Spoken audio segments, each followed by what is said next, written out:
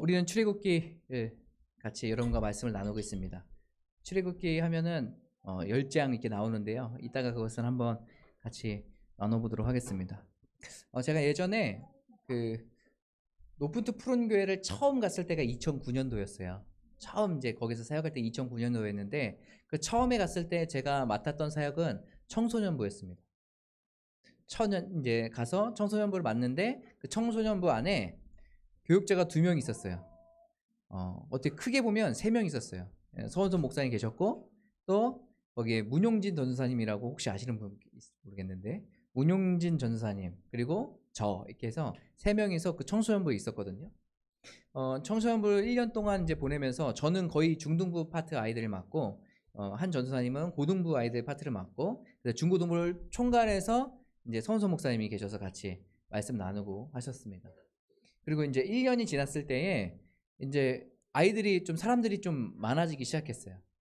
그래서 어떤 일이 발생했냐면 그때 당시에 그 유년부 초등부가 합쳐서 예배를 드렸거든요. 유초등부 예배를 같이 드렸는데 아이들이 많아지다 보니까 이제 이 예배를 분리를 해야겠다. 그리고 영유아부도 분리를 해야겠다. 이렇게 해서 이제 그런 계획들을 짰습니다. 그런데 그런 계획들을 짰을 때 어떻게 하냐면 우리가 외부에서 새로운 사람을 뽑는 것보다 우리 안에서 어떻게 해결을 해보자 라고 이렇게 이야기가 나왔어요. 이야기가 나와서 그러면 어떻게 하면 좋을까 하고 이렇게 같이 회의를 하다가 선수 목사님 그 얘기를 하시다가 호영아 네가 유년부로 가. 제가 그 얘기를 저는 청소년부 아이들 그 전에도 청소년부 아이들하고 같이 사역을 했었고 그리고 대부분 청소년부 아이들하고 같이 예배를 드렸었기 때문에 유년부가 굉장히 저에게는 좀 생소했어요. 유년부? 초등학교 1학년, 2학년, 3학년 아이들 내가 같이 잘할 수 있을까? 하는 그런 부담감, 그런 마음들이 있는 거예요. 내가 이곳 가운데 이 교회로 오기로 결정했을 때는 청소년부로 하겠다고 해서 여기 왔는데 1년 만에 지금 바뀐 거잖아요. 1년 만에 이제 유년부로 가게 되는 거예요. 청소년부 그 사역자 중에 그래도 조금 밝은 사람이 내려가라고 얘기했거든요. 그 한 전사님은 저보다 나이가 훨씬 더 많으셨고 되게 조용조용하신 분이셨어요. 그러니까 이 전사님이 가기는 힘들다. 네가 가라. 그래가지고 제가 이제 유년부 1, 2, 3학년 아이들하고 같이 이제 예배 드렸습니다. 저는 그 결정이 났는데 물론 한편으로는 어떻게 할 수 없으니까 가야지라는 생각도 있었지만 한편으로는 좀 불평하는 마음도 있었어요. 내가 여기 높은 뜻 푸른 교회 사역하려고 왔을 때 나는 청소년부 사역을 하려고 온 거지 유년부 사역을 하는 게 아닌데 약간 이런 마음이 있었어요. 물론 교회 안에서 어떤 사역자든지 교회에서 맡겨주신 그 사역을 잘 감당해야겠죠. 그런데 제가 원하고 제가 생각했던 그 사역들이 아니라 그 유년부 아이들, 초등학교 1, 2, 3학년 아이들과 같이 예배를 드려야 되고 새롭게 예배를 세팅해야 되고 하는 사람들을 모아야 되고 하는 그런 일들을 해야 되니까 참 쉽지는 않더라고요. 쉽지는 않았는데 가서 이제 했습니다. 제가 가서 유년부를 거기서 5년 동안 섬겼거든요. 5년?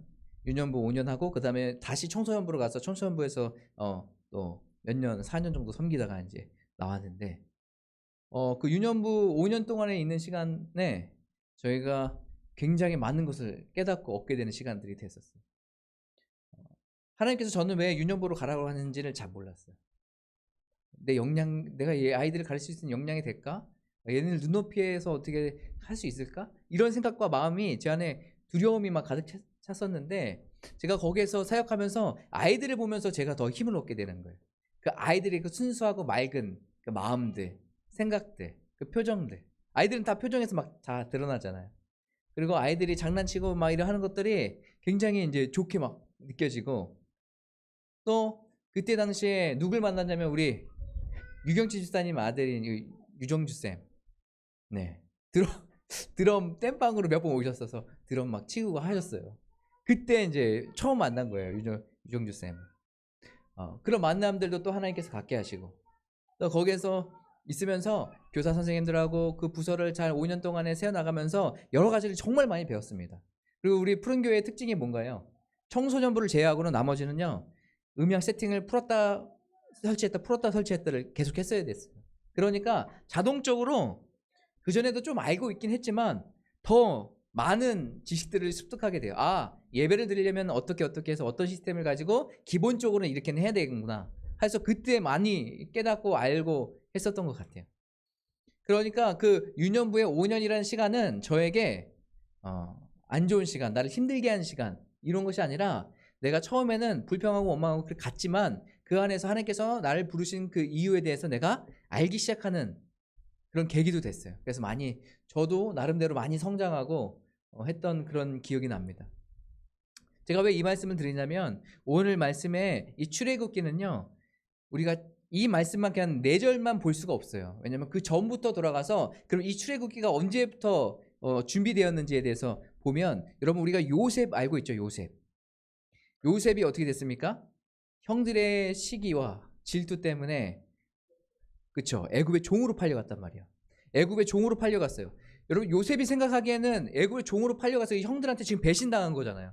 얼마나 억울하겠어요. 그래서 거기서 종으로도 잘 살려고 열심히 노력했는데 거기서 어떻게 해요? 또 모함을 당해서 옥에 갇히게 돼요. 요셉의 인생을 거기까지 본다면 어떻게 해요? 굉장히 불쌍한 인생 아닙니까? 실패한 인생 아니에요? 진짜 기구한 인생이다라고 우리가 보통 이렇게 생각하고 이야기할 텐데, 그런데 요셉이 나중에 그 형들을 만나고 나서 요셉이 뭐라고 고백하는지 아세요? 이곳 가운데 나를 보낸 신인은 형제들이 아니에요. 하나님이 나를 먼저 보내셨습니다. 이렇게 고백을 해요. 이 고백이 왜 중요하냐면 하나님께서 이스라엘이라는 그 나라를 지금 어떻게 애굽으로 옮겨서 여기서 안전하게 세워가 가시려고 하신 그런 이유가 있었던 것이에요. 그러니까 요셉이 봤을 때 요셉이 고백하는 게 100% 맞는 거예요. 형제들이 나를 버린 것 같이 내가 이곳 가운데 왔지만 그게 아니에요. 모든 것 가운데 나를 먼저 보내신 분이 바로 하나님이세요 라고 지금 요셉은 고백하고 있는 거예요. 그래서 그 땅에서 이제 정착하면서 삶을 살아갑니다. 특별히 애굽의 고센 땅이라고 하는 곳을 이제 지정받아서 거기에서 삶을 살아가는데요. 처음에 이주할 때는 몇 명 안 됐어요. 100명이 안 됐어요. 100명 안 되는 사람이 이주해서 거기서 쭉 살아가면서 나중에는 거의 200만 명 되는 사람들이 넘쳐나게 된 거예요. 많죠. 하나님께서 뭐예요? 이 이스라엘을 세우시기 위해서 지금 먼저 요셉을 보내시고 또 요셉과 가족들을 데려오게 하시고 거기서 정착하면 삶을 살게 하셨습니다. 그때가 기근이 굉장히 심했잖아요. 그래서 죽음의 위기 가운데 있었던 그 사람들을 어떻게 해요? 하나님께서 이주시켜서 여기서 안전하게 삶을 살게 하셨단 말이에요. 그리고 시간이 지나서 이제 요셉을 알지 못하는 사람들이 바로가 되고 신하들이 됐어요. 그거 바라봤을 때 뭐야, 히브리 사람들이 우리보다 더 많아지려고 그러네? 저 사람들이 너무 많아서 안 되겠네? 해서 어떻게 하냐면 그 사람들을 어떻게든 힘을 빼야겠다 생각해서 더 힘들게 하고 그 아들들을 죽이라고 명령합니다. 그래서 우리가 저저번주에 같이 말씀을 나눌 때 뭐예요? 모세가 어떻게 됐습니까? 아기 모세가 엄마가 나일강가로 보내잖아요. 그렇죠? 그래서 그 나일강가에서 공주를 만나게 되고 모세는 왕가에서 키게 되고 왕자로 자라게 되고 결국에는 어떻게 해요? 힘이 생겼을 때 도와주려고 했다가 애굽 사람을 죽이게 돼요. 그래서 그거 몰래 숨겼는데 그것이 들통나서 미디안으로 도망가게 되죠. 미디안에 도망가서 거기서 몇 년 동안 있었습니까? 40년 동안. 미디안은 어떤 나라라고요? 광야 같은 곳이었어요.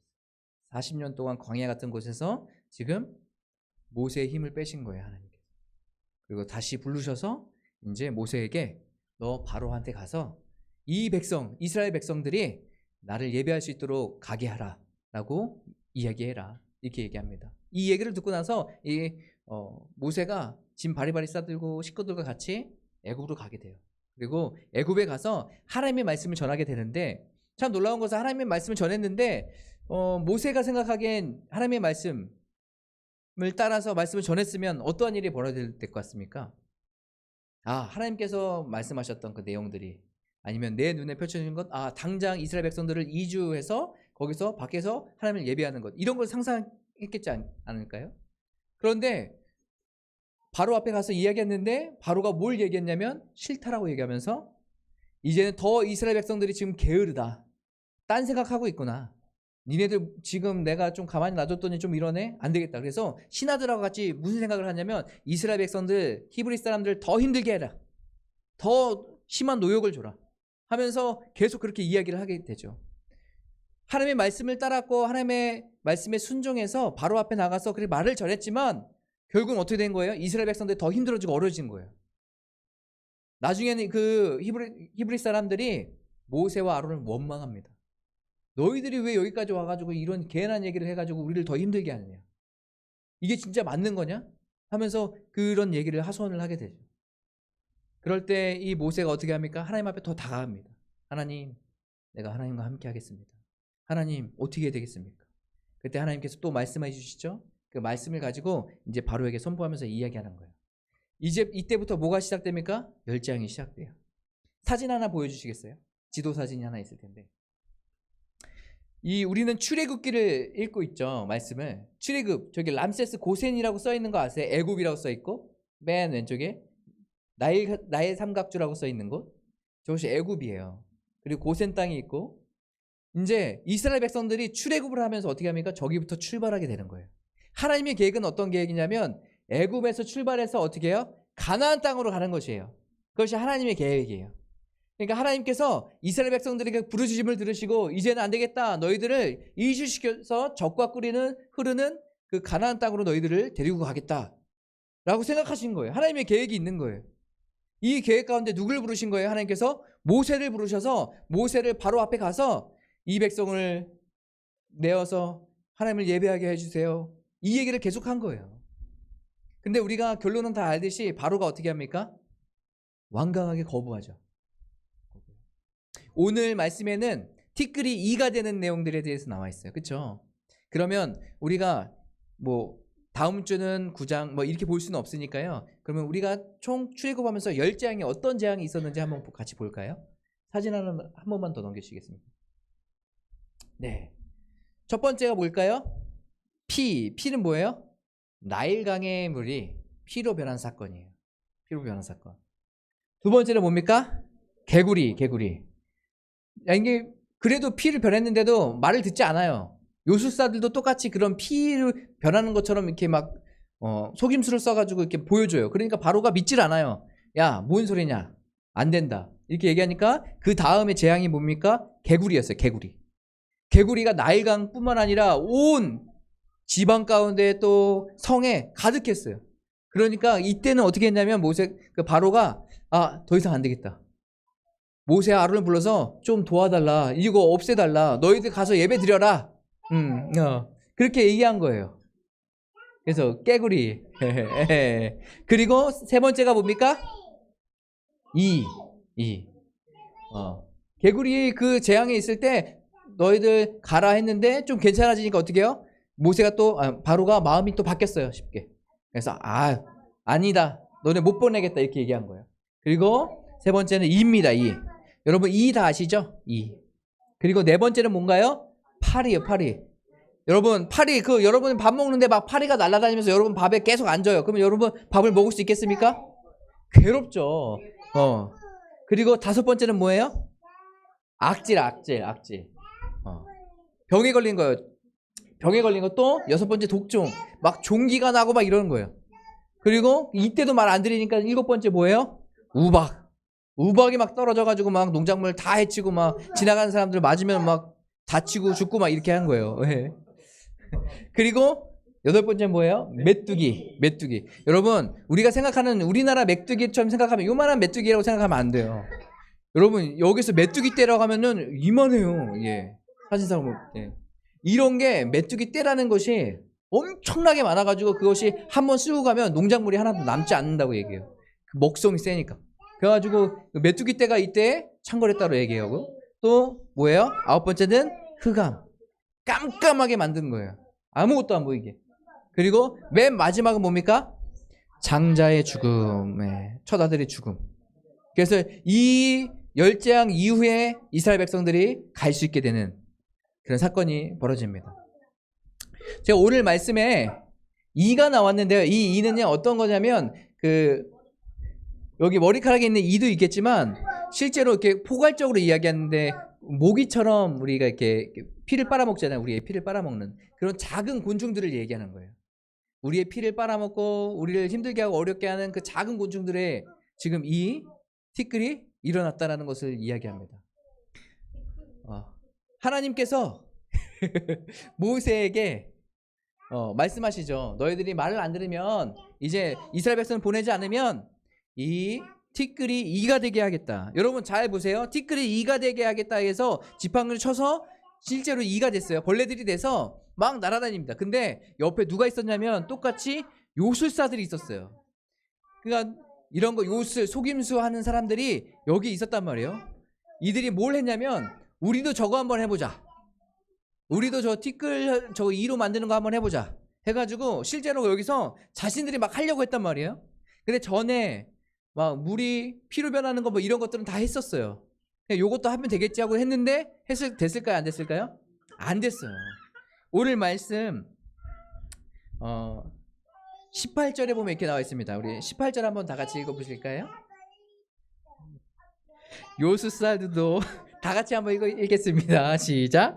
요술사들도 자기 요술로 그와 같이 행하여 이를 생기게 하려고 했으나 못하였고 이가 사람과 가축에게 생긴지라. 봐요. 요술사들도 뭐예요? 못했어요. 괜찮아요. 요술사들도 자신들이 하려고 했는데 못했어요. 그리고 나서 요술사들이 고백하는 내용이 뭡니까? 19절에 이렇게 나와 있습니다. 19절에 19절에 이렇게 나와 있어요. 요술사가 바로에게 말하되 이는 하나님의 권능이니이다. 뭐라고요? 이는 하나님의 권능이니이다. 여러분 이 사건이 왜 중요하냐면요. 여러분 티끌은 뭐예요? 생명이 있는 거예요? 없는 거예요? 먼지와 같은 거잖아요. 그렇죠? 없는 거예요. 근데 그 생명이 없는 게 지금 뭐로 변했습니까? 생명이 있는 것으로 변했어요. 요술사들은 그걸 할 수 있을까요? 아니, 할 수 없어요. 여러분 모든 생명은 누구로부터 나오는 것일까요? 하나님으로부터 나오는 거예요. 그러니까 이 요술사들도 뭐라고 고백하는 거예요? 이것은 하나님의 권능이다라고 얘기하는 거예요. 이 권능을 다른 얘기로 하면 하나님의 능력, 하나님의 힘이라고 이야기할 수 있어요. 그러니까 이 요술사들도 바라보면서 이것은 하나님의 능력이고 하나님의 권능입니다. 바로요. 이건 하나님께서 행하시는 일입니다. 우리가 할 수 있는 영역이 아닙니다. 이 얘기를 지금 하고 있는 거예요. 그런데 바로가 어떻게 합니까? 이 얘기를 듣고 나서 근데 이거예요. 마음이 완악한 거예요. 그 얘기를 듣지 않아요. 저는 오늘 이 말씀을 보면서 우리가 생각하고 늘 마음속에 가져야 될 것은 하나님의 권능이라는 것이에요. 하나님의 능력, 하나님의 힘. 우리가 삶을 살아갈 때에 우리의 힘과 능력으로 살아갈 수 없어요. 우리 그리스도인들은 누구의 힘과 능력으로 삶을 살아갈 수 있습니까? 하나님의 힘과 능력으로 살아가야 되는 거예요. 이 힘과 능력을 우리가 어떻게 얻을 수 있어요? 그분을 의지하고 그분을 바라보고 그분 앞에 엎드릴 때 우리가 하나님께서 주신 힘과 능력으로 삶을 살아갈 수 있게 되는 거지. 제가 예전에 설교할 때 지금도 막 떨리긴 하지만 굉장히 떨릴 때가 한 번 있었어요.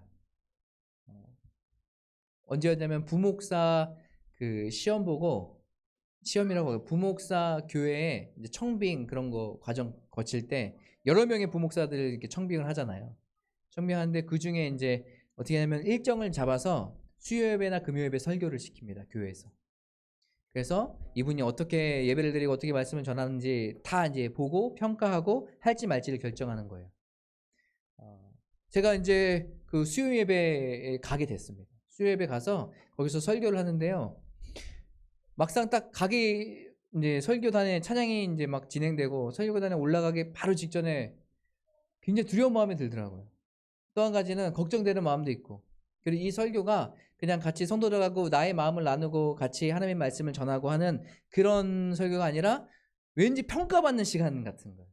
평가. 이 예배가 수요 예배가 하나님께 드려지는 예배, 하나님을 바라보는 예배가 아니라 평가받는 예배 같은 제 기준에서는 그렇게 느껴지더라고요. 그러니까 막 두렵고 떨린 마음도 있고 자 좋게 평가받을까 막 이런 생각고 막 이런 것들이 막 너무 복잡한 거예요. 근데 거기에서 이제 순서를 기다리면서 가면 잠잠해 있는데 좀 스치는 마음이 넌 지금 누구를 의지하고 누구를 바라보고 있느냐. 제가 예배 설교를 올라가면서 사람들이 나를 어떻게 평가할까 사람들을 바라보면서 내가 지금 그 자리에 서 있는 것인가 아니면 내가 하나님을 바라보고 하나님께 예배드리는 자리로 이곳 가운데 서 있는 것인가 그것을 생각나게 하셨어요. 자꾸 내 눈이 지금 평가를 받아야 되니까 사람들에게 가 있는, 사람들이 반응할 때 어떻게 반응하는지 그런 거를 생각하려고 하는 그런 모습들이 제 안에 있는 것을 보게 됐어요. 그러면서 하나님께서 그 마음을 주실 때 내가 하나님을 의지하겠습니다 하고선 거기서 막 설교를 했거든요. 저는 제 나름대로 저한테 굉장히 좋은 시간이 되었어요. 하나님을 더 바라볼 수 있는 시간, 또 하나님께서 주시는 힘이 무엇인지를 알게 되는 시간, 담대함으로 거기서 선포하고 나오고 했던 그런 기억이 있습니다. 여러분, 우리가 인생을 살아갈 때에 하나님께서 주시는 힘과 능력으로 삶을 살아가야 돼요. 여러분, 우리의 힘과 능력으로 삶을 살아갈 수 없어요. 여러분, 그것을 인정하셔야 돼요. 그렇다면 우리는 매일 삶 가운데 우리가 말씀을 보면서도 전지전능하신 그 창조주이신 그 하나님을 바라보면서 우리가 매일의 하루하루를 살아가야 되지 않겠습니까? 하나님께서 주시는 힘과 능력으로 삶을 살아가야 되지 않겠어요? 우리 이러한 삶이 바로 그리스도인들의 삶이라는 것을 여러분 기억하셨으면 좋겠어요. 가정 안에서도 아이들을 어떻게 양육하면 할까? 그것도 저도 굉장히 고민이거든요. 굉장히 고민이지만 여러분, 내가 아무리 고민한다고 해서 그 다 잘나지고 다 좋아질까요? 그렇지는 않거든요. 이 아이들을 하나님께 맡겨드리는 것이에요. 그리고 그 순간에도 하나님께 지혜를 구하는 것이에요. 또 하나님께서 주시는 힘으로 내가 잘 감당할 수 있도록 인도해달라고 기도해야 되는 것이에요. 그것이 바로 우리 그리스도인들의 삶이에요. 직장 생활에도 마찬가지 아닙니까? 여러분의 능력을 다 할 수 있는 건 아니잖아요. 때로는 부족하고 연약해서 좀 두렵고 실수하지는 않을까 고민되고 하는 그런 상황 가운데 있을 때도 있잖아요. 여러분, 그때 여러분의 능력만 바라보면서 어떡하지 두려워 떨지 마시고, 여러분, 우리에게 힘과 능력을 주시고 담대한 마음을 허락해 주시고 지혜를 주시는 그 하나님을 바라보셨으면 좋겠어요. 그 하나님이 누구세요? 이 세상을 온 만물을 창조하신 분이세요. 창조하신 그 하나님, 그 창조주께서 오늘 우리와 함께 계시며 우리에게 힘 주신다고 말씀하고 있는 거죠. 하나님의 권능이 우리 삶 가운데 임하길 간절히 소망합니다. 그래서 오늘 하루 살아가실 때도, 또 한 주를 살아가실 때에도 하나님만이 나의 구주이십니다 고백하고, 주님, 나에게 힘과 능력과 담대한 마음을 허락해 주세요라고 고백하면서 기도하며 살아가는 저와 여러분의 삶이 되시길 간절히 기도하겠습니다. 우리 시간에 같이 찬양하실까요? 찬양하며 주님 앞에 나가실 때 위대하신 주, 이 찬양 부르시면서 주님은 위대하십니다. 창조주이십니다. 우리의 삶 가운데 역사하실 분이십니다.